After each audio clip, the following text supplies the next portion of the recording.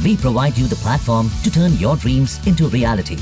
Give wings to your aspirations with KR Mangalam University. बड़ी खबर सामने आ रही है। भारत के आक्रामक रवैये से सख्ते में है पाकिस्तान। पाकिस्तान के पास नहीं है पर्याप्त फौज। LOC और IB बॉर्डर पर तैनाती के लिए सैनिक ही नहीं है पाकिस्तान के पास। पाकिस्तानी फौज में इस्तीफे से हालात और भी खराब हो चुके हैं। पाक आर्मी ने की है पूर्व सैनिकों से अपील, सेना में अपनी सेवाएं देने के लिए तैयार रहें। पाकिस्तान के पास रिजर्व फोर्स की भारी कमी है।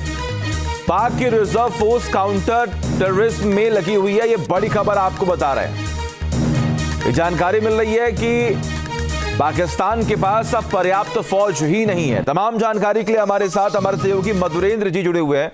मधुरेंद्र जी, अभी तो कार्रवाई की बात हो रही है, कुछ फैसले लिए गए और अब पाकिस्तान अभी से बौखलाया हुआ है। अब तो खबर सामने आ रही है कि उनके पास फौज भी नहीं है पर्याप्त।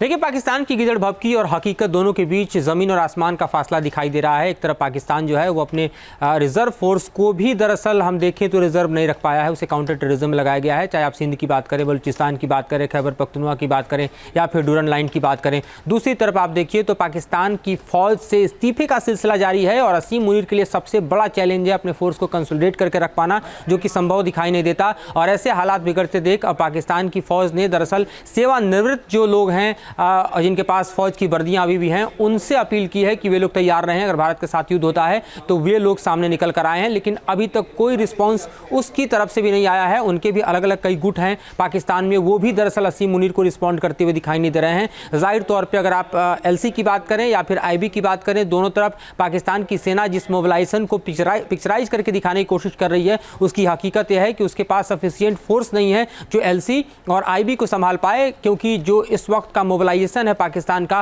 वो पूरी तरह से बिखरा हुआ है। अपने पड़ोसी मुल्कों से किस तरह से पाकिस्तान घिरा हुआ है, खास तौर पे अपने आतंकवादी रवैये के कारण और खास तौर पे अपने जो हॉस्टाइल एक्टिविटीज है उसके कारण। तो उसके लिए आप डूरन लाइन पर देखिए जहां पर तालिबान के साथ वो जूझ रहा है। दूसरी तरफ आप ईरान की तरफ देखिए, ईरान से भी पाकिस्तान के रिश्ते बेहद खट्टे हैं। पिछले साल भी याद करिए तो फरवरी के महीने में पाकिस्तान ने ईरान की तरफ मिसाइल मारा था और जाहिर तौर पर वो दुश्मनी अभी भी खत्म नहीं हुई है। और भारत की तरफ जिस आतंकवाद की फसल को काटने की कोशिश कर रहा है, उसका बड़ा भुगतान पाकिस्तान को करना होगा। और इसके लिए आप देखिए तो पूरी तरह से पाकिस्तान जो है बैकफुट पर खड़ा है और खास तौर पर उसकी सेना जो है वो पूरी तरह से बिखरी सी नजर आ रही है। पाकिस्तान के पास नहीं है पर्याप्त फौज।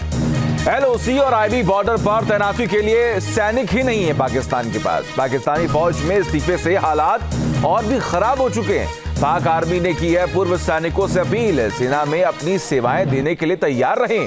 पाकिस्तान के पास रिजर्व फोर्स की भारी कमी है। न्यूज नेशन अब व्हाट्सएप पर खबरों की ताजा अपडेट के लिए न्यूज नेशन के इस QR कोड को स्कैन करें।